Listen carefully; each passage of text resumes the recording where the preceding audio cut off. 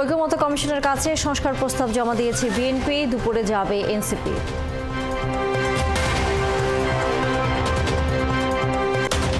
হাসিনা বিরোধী আন্দোলনে অবগত ছিল ভারত, পরামর্শ ছাড়া কোনো হস্তক্ষেপ করতে পারেনি জানালেন জয়শঙ্কর।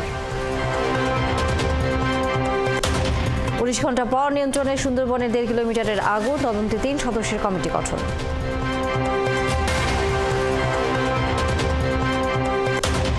লেবাননের দক্ষিণে ইসরায়েলের হামলায় 7 আর গাজায় নিহত 34 জন। ইয়েমেনে যুক্তরাষ্ট্রের হামলা। রাতে ইউএফা নেশনস লিগের ব্যাক ইন অ্যাকশন কামব্যাক মিশনে আলাদা মাঠে নামবে পর্তুগাল আর ফ্রান্স।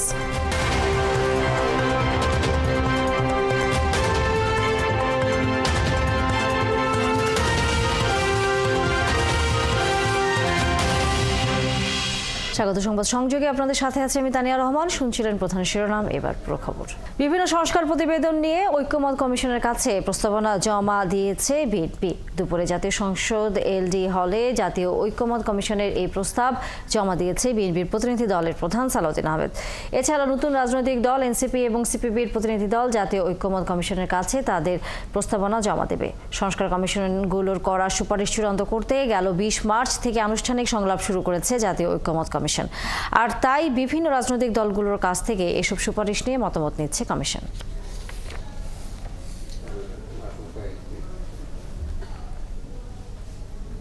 বিএনপি সংস্কার প্রস্তাব জমা দেওয়ার আরও খবর নিয়ে যুক্ত হচ্ছেন সহকর্মী শফিকুল হক।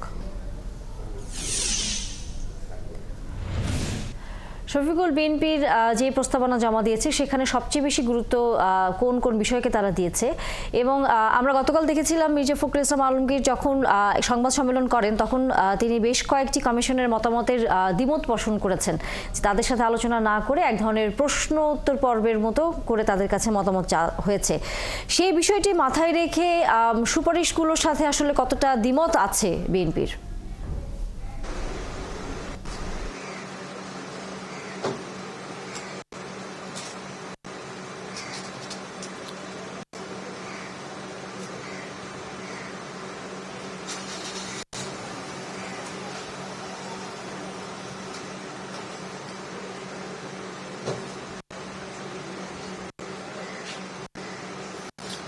তানিয়া, মত দ্বিমত আসলে উভয় রয়েছে এবং বিএনপি সব থেকে যেই বিষয়টিকে গুরুত্ব বেশি দিয়েছে, আমরা এই কিছুক্ষণ আগে সালাউদ্দিন আহমেদ তিনি এখানে সংবাদ সম্মেলন করলেন এবং তিনি যেমনটি এখানে জানাচ্ছিলেন যে সংবিধান সংস্কারের বিষয়ে তাদের সব থেকে বেশি গুরুত্ব এটিকে তারা দিতে চেয়েছে এবং সে বারবার একটি কথা বলার চেষ্টা করেছেন এখানে যে এই যেই ঐক্যমত্য কমিশনের যে সুপারিশগুলো করা হয়েছে তার মধ্যে সংবিধানের যে বিষয়টি সেখানে প্রথমেই 24 এবং 71 এই দুটিকে আসলে এক করে ফেলার একটা চেষ্টা তারা দেখেছেন।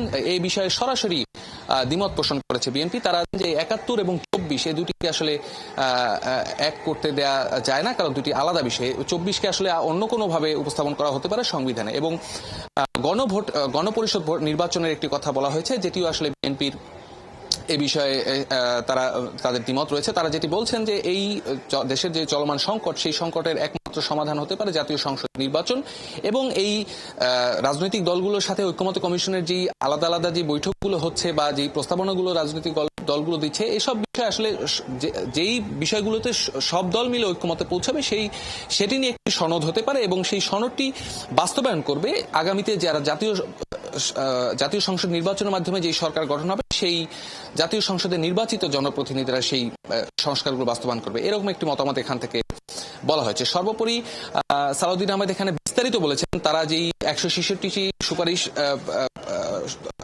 জাতীয় পক্ষ থেকে যেটি করা হয়েছে সেই সুপারিশগুলোর মধ্যে তারা যেগুলোতে একমত, যেমন দুদকের ক্ষেত্রে দুদক, বিচার বিভাগ, নির্বাচন কমিশন সহ যেই ঐক্যমত্য কমিশন যে সুপারিশগুলো করেছে তার বেশিরভাগের ক্ষেত্রেই তারা একমত। তবে কিছু যেসব বিষয়ে তারা দ্বিমত রয়েছে সেগুলো তারা উল্লেখ করেছে এবং প্রস্তাবনা আকারে তারা সেখানে নোট দিয়ে দিয়েছে। পরবর্তীতে যখন রাজনৈতিক দলগুলোর সাথে যখন সংলাপ, আপনি জানেন আজকেও সংলাপ হয়েছে, এই প্রস্তাবনা যারা জমা দিয়েছে সবার সাথেই সংলাপ হবে। আমরা যতদূর জানতে পেরেছি বিএনপির সাথে এই ঐক্যমত্য কমিশনের সংলাপটি মূলত সম্ভবত ঈদের পরে অনুষ্ঠিত হবে এবং সেই সংলাপে বিএনপি তাদের যেই চূড়ান্ত প্রস্তাবনা সেগুলো ঐক্যমত্য কমিশনের কাছে তুলে ধরবেন এবং পরবর্তীতে সব দল মিলে যেই বিষয়গুলো ঐক্যমতে পৌঁছাবে সেসব বিষয় নিয়ে আসলে চূড়ান্ত একটি সিদ্ধান্তে আসতে পারে। তো আমরা এখনো রয়েছি সংসদ ভবন এলাকায়, কিছুক্ষণের মধ্যে হয়তো জাতীয় নাগরিক পার্টি এনসিপির পক্ষ থেকে এই ঐক্যমত্য কমিশনের কাছে তাদের যে সুপারিশ সেগুলো জমা দেওয়া হবে।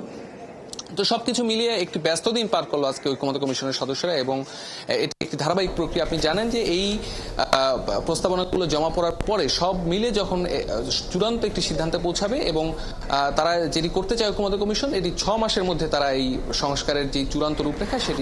শফিকুল হক, অসংখ্য ধন্যবাদ। আপনার কাছে তবে প্রশ্ন রেখে যেতে চাই, সেটি হচ্ছে যে পরবর্তীতে যখন আপনি যুক্ত হবেন, সেটি হচ্ছে যে বিএনপির আগে যেই 30 দফা এক ধরনের তারা মতামত জানিয়েছিল, সেটি এই ঐক্যমত্য কমিশনের কাছে সুপারিশে সেটি আছে কিনা, আর একই সাথে নির্বাচনের ক্ষেত্রে কোনো ধরনের সময়সীমা বেঁধে দেওয়ার কোনো আসলে প্রস্তাব বিএনপির পক্ষ থেকে করা হয়েছে কিনা এই সুপারিশের মধ্যে, সেটি নিশ্চয়ই আপনার কাছ থেকে পরবর্তীতে আমরা জানতে পারবো। ধন্যবাদ আপনাকে এখনকার মতো।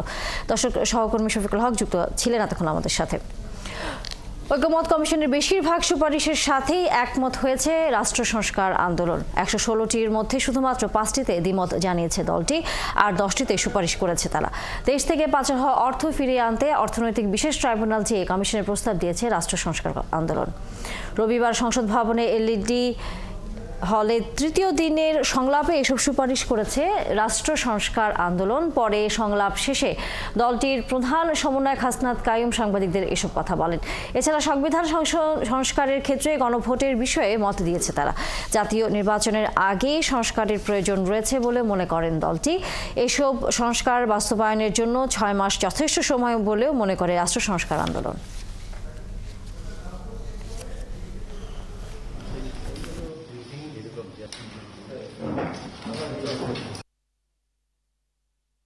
কোন কোন জায়গার মধ্যে অস্পষ্টতা আছে, কোন কোন জায়গায় আমরা একমত, কোন কোন জায়গাগুলিকে তাদের আরো যুক্ত করা প্রয়োজন, এই বিষয়গুলি আমরা বলছি। কিন্তু আমরা মোটা দাগে বলতে পারি ওনারা যেভাবে পয়েন্ট করেছে তার প্রায় বেশিরভাগ পয়েন্টের সাথে আমরা একমত। মানে ধরেন ওনাদের যদি 166টা পয়েন্ট হয় তাইলে দেখা যাবে যে আমরা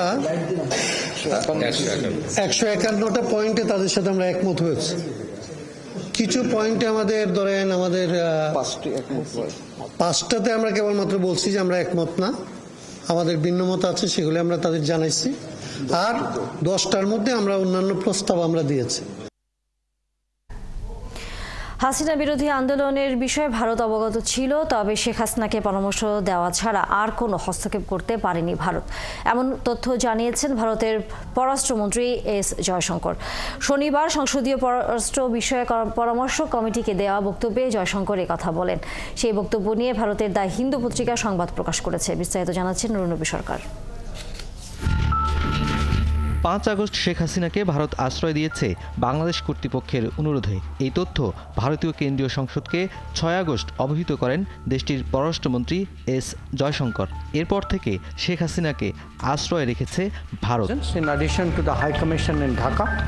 বাংলাদেশ, মিয়ানমার, চীন সহ ভারতের সাথে প্রতিবেশী দেশগুলোতে ভারতের স্বার্থের কি ক্ষতি হতে পারে সে বিষয়ে সংসদীয় কমিটিকে অবহিত করেন এস জয়শঙ্কর। পররাষ্ট্র বিষয়ক সেই পরামর্শ কমিটিতে শুধু ক্ষমতাসীন জোটের সংসদ সদস্যরাই ছিলেন। সেখানে এস জয়শঙ্কর বলেছেন, হাসিনা বিরোধী আন্দোলনের বিষয়ে ভারত অবগত ছিল কিন্তু হস্তক্ষেপ করতে পারেনি। পাশাপাশি ভারতের পক্ষে তেমন কিছু করতে না পারার আরেকটি কারণ শেখ হাসিনার উপর তাদের যথেষ্ট প্রভাব ছিল না, তাকে শুধু পরামর্শ দেওয়া যেত বলে সংসদ সদস্যদের জানিয়েছেন জয়শঙ্কর। শনিবার সংসদীয় পররাষ্ট্র বিষয়ক পরামর্শ কমিটিকে দেয়া বক্তব্যে জয়শঙ্কর এসব তথ্য জানান। তার সেই বক্তব্য নিয়ে ভারতের দ্য হিন্দু পত্রিকা সংবাদ প্রকাশ করেছে। বক্তব্যে জাতিসংঘ সহ ভারতের মতো আরও কয়েকটি পক্ষ বাংলাদেশ সম্পর্কে আগে থেকেই জানত বলে জানান এস জয়শঙ্কর। বাংলাদেশ সেনাবাহিনীর শান্তিরক্ষী মিশন নিয়ে জাতিসংঘ মানবাধিকার বিষয়ক হাই কমিশনারের বক্তব্যও সত্য বলে জানান তিনি। পাশাপাশি সার্ক পুনরুজ্জীবিত হওয়ার সম্ভাবনাকেও ইতিবাচক বলেছেন ভারতের পররাষ্ট্রমন্ত্রী এস জয়শঙ্কর। বাংলাদেশে হিন্দুদের উপর নির্যাতন নিয়ে বাংলাদেশ সরকারের গৃহীত পদক্ষেপগুলো সংসদ সদস্যদের সামনে তুলে ধরেন। সদস্যরা জানতে চাইলে ভারতের পররাষ্ট্রমন্ত্রী বলেছেন, থাইল্যান্ডে বিমস্টেক সম্মেলনের মাঝে নরেন্দ্র মোদীর সাথে ডক্টর ইউনূসের দ্বিপাক্ষিক বৈঠকটি আয়োজনের জন্য বিবেচনাধীন রয়েছে। রুনবী সরকার, ৭১, ঢাকা। টানা ১৯ ঘন্টা পর নিয়ন্ত্রণ এসেছে সুন্দরবনের চাঁদপাই রেঞ্জের আগুন। এরই মধ্যে আগুনের ঘটনা তদন্তে ৩ সদস্যের কমিটি গঠন করা হয়েছে। পরিবেশ কর্মীরা জানান, অসতর্কতার কারণে প্রতি বছর এই সময় আগুন লাগে। ফায়ার সার্ভিসের কর্মকর্তারা জানান, তাদের 5টি ইউনিটের সাথে আগুন নেভাতে সহায়তা করছে বনরক্ষী, village tiger response team, community patrolling group ও গ্রামবাসী। এদিকে ঘটনাস্থল থেকে 7 কিলোমিটার দূরে গুলিশাখালী এলাকায় আরেকটি অগ্নিকাণ্ড হয়েছে। সহকর্মী নজরুল ইসলাম আকন এবং এনামুল হকের তথ্যছবিতে বিস্তারিত। 8 থেকে 10 একর, যার মানে হলো পূর্ব সুন্দরবনের চাঁদপাই রেঞ্জের ধনসাগর স্টেশনের কলমতেজির 1.5 কিলোমিটার পরিধির বনভূমি জ্বলছিল শনিবার থেকে। বন বিভাগ, ফায়ার সার্ভিস চেষ্টা করেও প্রথম দিনের আগুন নিয়ন্ত্রণে আনতে পারেনি, কারণ বনের পানির উৎস থেকে 2 থেকে 2.5 কিলোমিটার দূরে গহীন বনের মধ্যে লাগে এই আগুন। রবিবার সকালে সেই খাল থেকে পাইপলাইনে পানি টেনে আগুন নেভানোর কাজ শুরু করে ফায়ার সার্ভিসের বাগেরহাট সদর, মোরেলগঞ্জ, চিতলমারি, শরণখোলা ও মোংলা এই 5 ইউনিট। এতে সহায়তা করছে বনরক্ষী, ভিটিআর টিম ও গ্রামবাসী। এদিকে রোববার সকালে একই রেঞ্জের একই স্টেশনের গুলিশাখালী এলাকায় নতুন করে আগুন ধরে বলে জানান বন কর্মকর্তারা।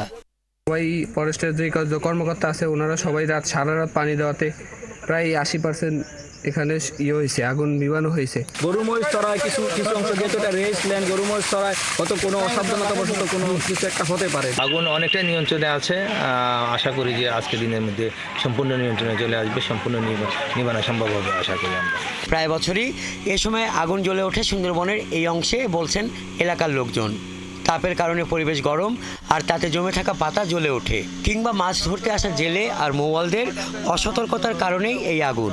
যেভাবে পরিস্থিতি জ্বলতে আছে, এতে আল্লাহ জানে যে কি হয় বলতে পারি না, নিবেবার সম্ভাবনা মনে হয় যে নাই। আমরা চেষ্টা করতেছি, এই পাইপ টানতেছি, কিন্তু আগুন ছড়াই যেতে আছে। ফায়ার সার্ভিসের বিভাগীয় কর্মকর্তা জানান, আগুনের আরও কারণ থাকতে পারে। সেই কারণ এবং ক্ষয়ক্ষতির পরিমাণ জানা যাবে তদন্ত শেষে। মোটামুটি আজকে প্রায় 95% আগুন বর্তমানে নির্বাপন করা হয়েছে।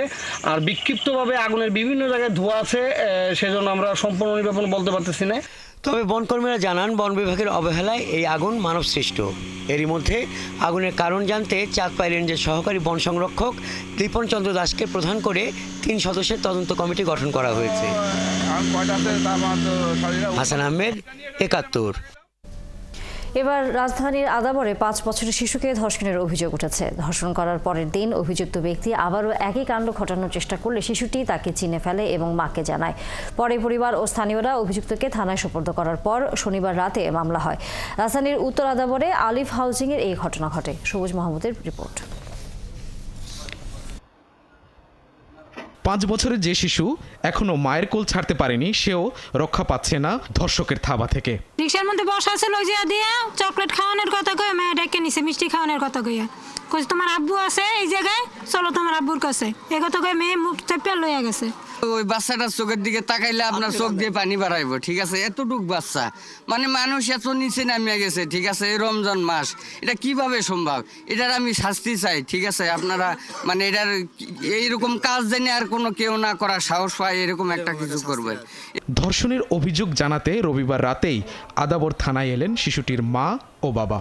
তখনও মায়ের কোলে ভুক্তভোগী। অভিযোগে বলা হয়, রাজধানীর উত্তর আদাবর আলিফ হাউজিংয়ের এই স্থান থেকেই গত 21 মার্চ বিকেলে অভিযুক্ত মাইনুদ্দিন শিশুটিকে চকলেটের প্রলোভন দেখিয়ে পাশের বস্তিতে নিয়ে যায়। সেখানেই একটি খালি কক্ষে শিশুটি ধর্ষণের শিকার হয় বলে অভিযোগে জানানো হয়। সবাই ইফতার করি, ইফতারের সময় যে আমি বাইরে আইছি, বাইরে দেখি যে ছেলেটা মেয়েটারে বাম হাত সাই ধরি হাতের বাম দিয়ে ভিতরে আনি রুমে ঢুকাইছি। আমি কিছু বলছি না, আমি মনে করছিলাম যে পাশের রুমের মেহমান। ও যখনই রোডে আসছে, ও বাচ্চারা দেখছে ওকে, ওই ছেলেটা দেখার পরে ও একটা চিকেন মারে চলে আসছে এদিকে। আসার পরে ওর মার ডাকে নিয়ে গেছে, বলছে যে এই ছেলেটা আমার সাথে কালকে বিয়াদবি করছে। পরের দিন আবারও মাইনুদ্দিন শিশুটিকে আনতে গেলে শিশুটি চিৎকার করতে থাকে। এরপর এলাকাবাসী জড়ো হয়ে মাইনুদ্দিনকে আটক করে পুলিশে সোপর্দ করে। বিভিন্ন জায়গায় দাগ পাইছি, এখানে দাগ পাইছি, এই জায়গায় একটু দাগ পাইছি কামড়ের, হ্যাঁ, তারপর হাতে খামছি, পরে থাপড় দিছিল, দেওয়ার পরে তখন আমি বললাম আপনি থানায় যেতে পারেন, আর নাহলে কিছু গণ্যমান্য লোক আছে এগুলো জানান। এদিকে শনিবার রাতে প্রথমে মীমাংসার গুঞ্জন উঠলেও পরে মামলা হয় আদাবর থানায় এবং সেখানে গিয়ে তাকে শ্লীলতাহানির ঘটানোর চেষ্টা করে এবং ব্যান্ড করে। তখন মেয়েটি ভয় পেয়ে চিৎকার করে, তখন মুখ চেপে ধরে। পরবর্তীতে স্থানীয় লোকজন টের পাবে ভেবে মেয়েটিকে ছেড়ে দেয় সে। এরপর মেয়েটি কাঁদতে কাঁদতে বাসায় চলে আসে, বাবা মাকে বলে বিষয়টা। আজকে আবার এই অভিযুক্ত ইফতারের পরপর বাদীর বাসায় গেছে। তখন মেয়েটি তাকে দেখেই চিনতে পেরেছে এবং সঙ্গে সঙ্গে কান্না শুরু করেছে। এরপর তখন মেয়েটির বাবা বুঝতে পেরেছে যে এই সেই ছেলে, তখন তাকে আটক করে আর কি, আটক করে এবং তার বাবা মা এবং স্থানীয় লোকজন আটক করে পুলিশকে সংবাদ দেয়, তখন আমরা নিয়ে আসি। এই ঘটনায় সুষ্ঠু তদন্ত করে দোষীদের দৃষ্টান্তমূলক শাস্তি চায় পরিবার ও এলাকাবাসী। সবুজ মাহমুদ, ৭১, ঢাকা।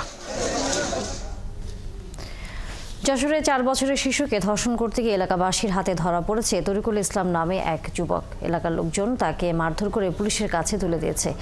যশোর কোতোয়ালি থানার এসআই সাইফুল ইসলাম জানান, আক্রান্ত শিশুটির পরিবার এবং তরিকুল ভেকুটিয়া এয়ারপোর্ট কলোনির একটি বাড়িতে ভাড়া থাকে। শনিবার রাতে তরিকুল কাজ শেষে বাসায় ফিরে শিশুটিকে নিজ মোবাইলে অশ্লীল ছবি দেখিয়ে ধর্ষণের চেষ্টা করে। আশেপাশের লোকজন টের পেয়ে তরিকুলকে হাতে নাতে ধরে ফেলে। এক পর্যায়ে ফোন করে 999-এ। পরে কোতোয়ালি থানা পুলিশের একটি টিম ঘটনাস্থলে গিয়ে তরিকুলকে আটক করে। অভিযুক্ত তরিকুল যশোরের চৌগাছা উপজেলার পাতিবিলা এলাকার বাসিন্দা। কাজের সুবাদে সে যশোর সদরের ভেকুটিয়া এয়ারপোর্ট কলোনির ওই বাসায় থাকত।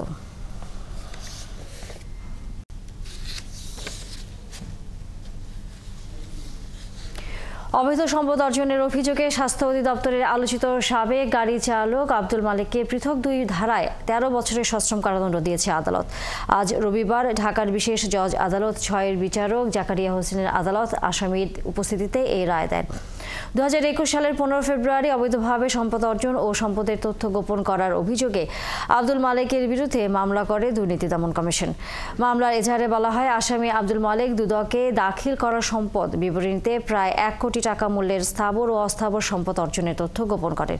তিনি তার জ্ঞাত আয়ের 1.5 কোটি টাকা মূল্যের স্থাবর এবং অস্থাবর সম্পদ অর্জন করে তা ভোগ দখলে রেখেছেন। উল্লেখ্য, 2020 সালের 20 সেপ্টেম্বর রাজধানীর তুরাগ এলাকা থেকে একটি বিদেশি পিস্তল, জাল টাকা সহ র্যাবের হাতে গ্রেফতার হন মালিক। তার বিরুদ্ধে তুরাগ থানায় অস্ত্র নিয়ন্ত্রণ আইন ও বিশেষ ক্ষমতা আইনে মামলা হয়। পরে 2টি ধারায় তাকে 15 বছর করে মোট 30 বছর কারাদণ্ড দেন আদালত।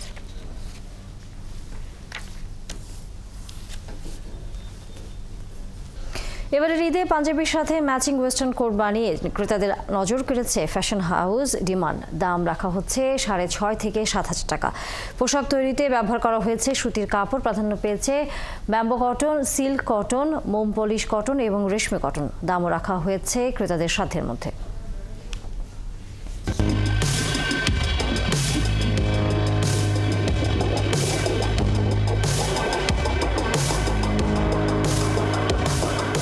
আমাদের কোটি আর পাঞ্জাবির কাস্টমার চাহিদা আলহামদুলিল্লাহ ভালো।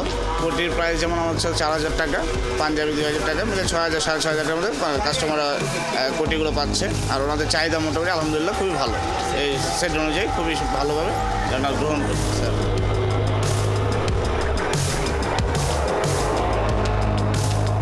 কটন ফেব্রিক্সে যেগুলো আছে ওগুলো হচ্ছে 2,298 টাকা থেকে শুরু হয়েছে, 2,298, তারপর হচ্ছে 2,398, 3,298। আবার যেগুলো হচ্ছে একটু ব্যাম্বো কটনের ওগুলো হচ্ছে আবার একটু 4,098 বা হচ্ছে 4,998 এরকম করে প্রাইস।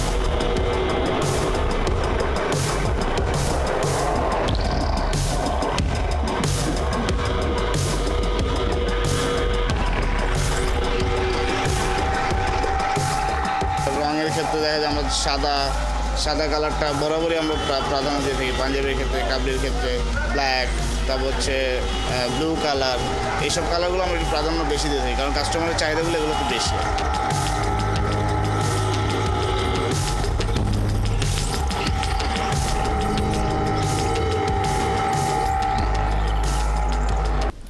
ইসরায়েলি বিমান হামলায় গাজায় একদিনে আরও 34 জন নিহত হয়েছে। একের পর এক হামলায় গাজায় হাসপাতালগুলোতে দেখা দিয়েছে মানবিক সংকট।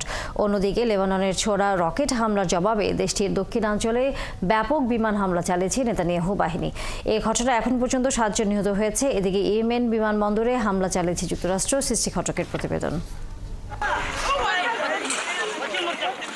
আবারও একের পর এক ইসরায়েলি হামলায় প্রতিদিনই কেঁপে উঠছে গাজার ভূখণ্ড।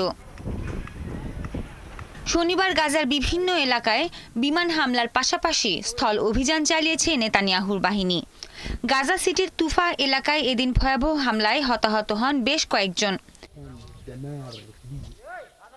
খান ইউনিসে নিজেদের তাঁবুতে ইসরায়েলি হামলায় হামাসের রাজনৈতিক ব্যুরোর সদস্য সালাহ আল বারদাউল তার স্ত্রী সহ নিহত হয়েছেন। এর আগে খান ইউনিসেই একটি বাড়িতে ইসরায়েলি অভিযানে বেশ কয়েকজন বেসামরিক মানুষ নিহত হন। হামলা হয়েছে আল মাওয়াসি এলাকাতেও। একই দিন দখলকৃত পশ্চিম তীরের জেরিকো শহরের কাছেও হামলা চালায় ইসরায়েলি প্রতিরক্ষা বাহিনী।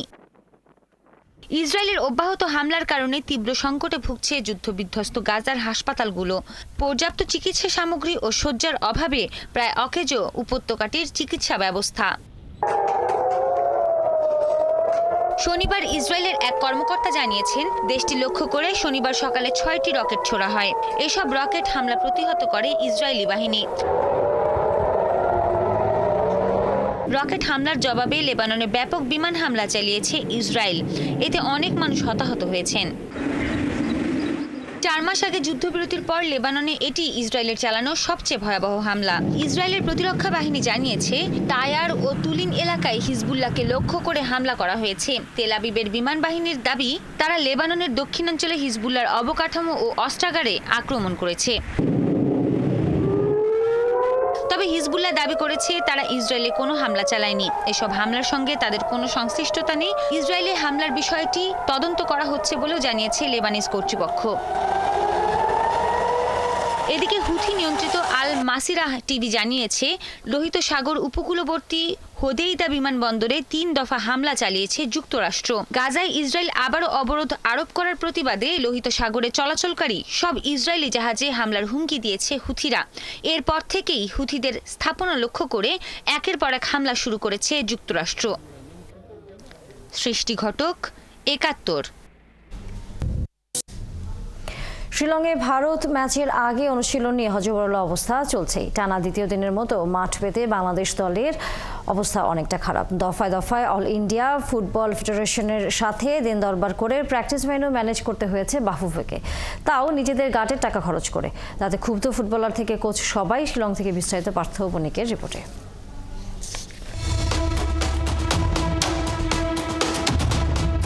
বাংলাদেশ দল শিলংয়ে নাকি বাংলাদেশ দল অন্ধকারে? মাঠ বরাদ্দ নিয়ে একের পর এক ঘটনায় গেল 2 দিন। যা কেবল রূপক অর্থে বলা হচ্ছিল, এখন সেটাই বাস্তব হলো। হামজা জামালরা প্র্যাকটিস করছেন, কিন্তু স্টেডিয়ামের 4টা ফ্লাড লাইটের 2টাই বন্ধ। আবছা আলোয় কে কাকে বল দিচ্ছেন বোঝার কোনো উপায় নাই। পাক্কা 5 মিনিট এভাবেই কনফিউজড ভাবে বল চালাচালি করতে দেখা গেল হামজা তারেকদের। অবশ্য এমন কিছু হবে তা শনিবার দফায় দফায় বাংলাদেশ দলের সূচি পরিবর্তন হওয়া দেখেই আজ করা গিয়েছিল। শেষমেশ সন্ধ্যা 7:30 প্র্যাকটিসের জন্য ফাইনাল করা হলেও বাংলাদেশ টিম এসে দেখে স্টেডিয়ামের সব ফ্লাড লাইট অফ। ক্যামেরার ফ্ল্যাশ লাইটে কোনো মতে পথ চিনে তাদের ঢুকতে হয় ড্রেসিং রুমে।